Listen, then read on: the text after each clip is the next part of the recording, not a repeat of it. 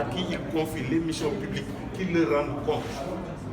Donc vous ne pouvez pas être plus puissant que ces gens qui vous confient ces missions-là.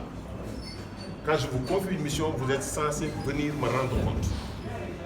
Et ces missions entraînent beaucoup de choses. Ça entraîne des efforts de temps, ça entraîne des efforts financiers, ça entraîne beaucoup de choses. Et tout ce qu'on vous donne, ça vient de nous qui vous confions cette mission-là. Donc vous avez l'obligation de nous rendre compte. On appelle ça accountability en anglais. Et ça, c'est fondamental. Et vous savez tous, je ne vous apprends rien, que dans notre culture française, si vous demandez à quelqu'un de rendre compte, il se fâche. Il se fâche. Même si ce dont on lui demande de rendre compte, ça appartient aux gens qui lui demandent de rendre compte. Il n'est pas content que les gens lui demandent de rendre compte. Donc cette façon de penser, tout ça là, c'est ça que à un moment donné, je me suis dit, mais il faut qu'on s'arrête et qu'on change.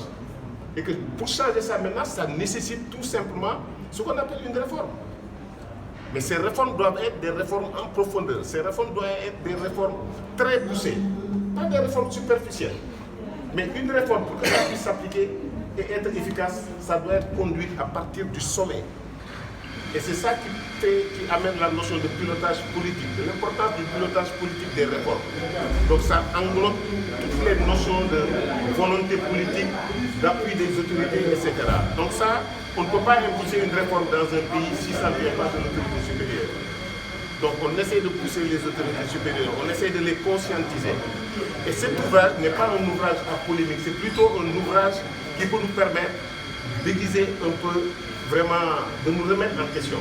Donc ce n'est pas un ouvrage pour critiquer des individus. Et si vous avez vu l'ouvrage, il ne s'agit pas d'attaquer les supérieurs. On parle du Sénégal, c'est ça qui nous intéresse.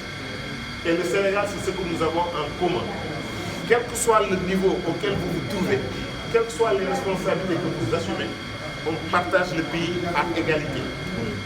Donc je crois que c'est important qu'on essaie de nous parler entre nous de façon correcte, en gentleman, de façon très polie, pour pouvoir attirer l'attention des uns et des autres, et chacun à sa station, qu'il puisse se dire, mais écoute, il est temps que je fasse quand même un recul, et j'essaie de voir comment faire pour propulser les choses et pouvoir les arrêter à ce contexte, pour que ce pays aille vers l'émergence.